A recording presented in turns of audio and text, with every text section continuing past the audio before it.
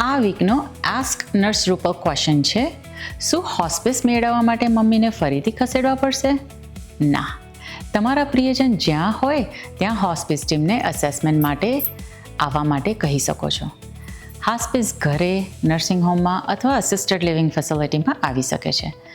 જો ડિમેન્શિયા વધતું હોય, વારંવાર ઇન્ફેક્શન્સ થતા હોય, ફોલ્સ થાય છે કે એપેટાઇટ ઓછું થઈ જાય છે, વજન ઘટે છે અથવા સંપૂર્ણ કેર માટે મદદ જોઈએ છે તો હોસ્પિસ ઇવેલ્યુએશન માટે પૂછો.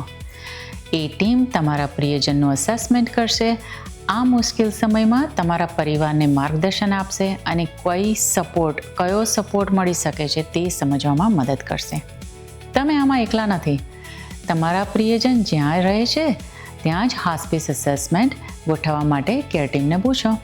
જો તમારી પાસે આવો કોઈ પણ પ્રશ્ન હોય તો કોમેન્ટમાં લખો. તમારો પ્રશ્નનો જવાબ ફ્યુચર આસ્ક નર્સ રૂપલના એપિસોડમાં આવી શકે છે.